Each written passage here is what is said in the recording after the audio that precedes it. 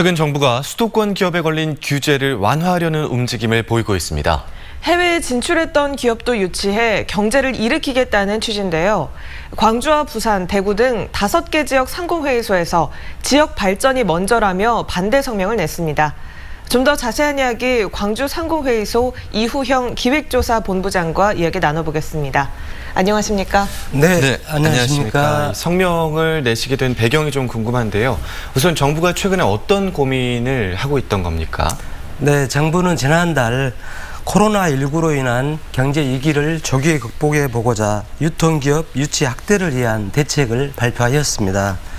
이 대책 중 수도권 공장 총량제 완화와 중소기업 특별지원 지역에 수도권을 포함한 것이 지역경제 침체를 불러올 수 있어 문제가 되고 있습니다. 이에 우리 광주를 포함한 부산, 대구 등 5개 지방상의가 공동으로 수도권 규제 완화 반대 성명을 발표하게 된 것입니다. 네, 수도권에 걸려있는 규제가 완화가 되면 우리 지역 경제에는 구체적으로 어떤 영향을 미치는 걸까요? 네, 공장 총량제는 제조업의 과도한 수도권 집중을 억제하기 위해 수도권에서의 공장 건축 면적을 총량으로 설정해 건축을 제한하는 제도인데요.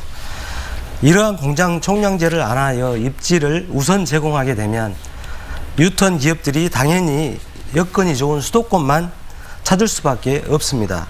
또한 중소기업 특별지원지역에 수도권이 포함됨으로써 그동안 받을 수 없었던 보조금을 150억 원까지 지원받을 수 있게 되었는데요. 이러한 경우에도 유통기업들이 수도권만 선호하게 되어서 결과적으로는 기업 유치에 사활을 걸고 있는 지방의 노력이 모두 물거품이 될 수가 있습니다. 그렇군요. 네네. 또 광주는 최근에 경제자유구역 지정 기대도 있지 않았습니까? 수도권 규제가 완화되면 네. 영향이 있겠죠? 네. 당연히 기업 유치에 있어서 좋지 않은 영향을 미칠 것으로 예상이 됩니다. 광주광역시는 경제자유구역 지정에 따라 오는 2027년까지 미래형 자동차 산업과 스마트 에너지 산업, 인공지능, 융복합 산업 등의 분야에서 현대자동차 등의 국내 기업과 엠플레이스 등 국외 기업으로부터 1조 7천억 원 규모의 투자 유치 목표를 세우고 있는데요. 수도권의 규제가 완화되면 기업 유치의 타격이 불가피할 것으로 보입니다. 네, 사실 수도권을 규제한다고 하더라도 또 기업 입장에서는 매력적이라고 생각하는 곳에 또 털을 잡게 될 텐데요. 네네. 우리 지역 경제계가 기업 유치를 위해서 고민하는 부분들 어떤 부분일까요? 네, 아무래도 기업들은 그 경제 논리에 따라서 움직이기 때문에 기업하기 좋은 환경을 찾기 마련인 것 같습니다. 따라서 우리 상인을 포함한 경제계에서는 국내의 기업 유치를 위해 기업 활동에 지장을 주는 규제를 완화하거나 제도를 개선하는 등의 기업하기 좋은 환경 조성에 앞장서고 있습니다. 또한 금년부터 대한상의를 중심으로 산업부, 코투라 등과 협력하여서 해외 진출 기업의 국내 복귀를 돕기 위해 유턴 지원반을 운영하고 있습니다. 우리 상의는 유턴 지원반을 중심으로 유턴 희망 기업들을 발굴하여 지역에 유치할 수 있도록 노력해 나갈 계획입니다. 네, 지역 경제를 살리기 위해서 어떤 대책이 필요하다고 생각하시는지도 말씀해 주시죠.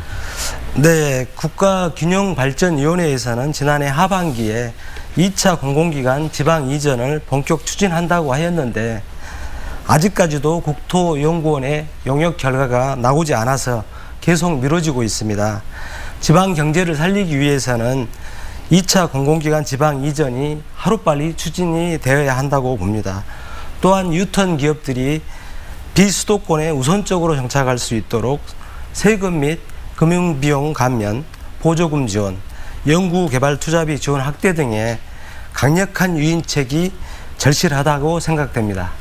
네, 지금까지 광주 상공회의소 이후형 기획조사본부장이었습니다. 오늘 말씀 잘 들었습니다. 고맙습니다. 네, 감사합니다.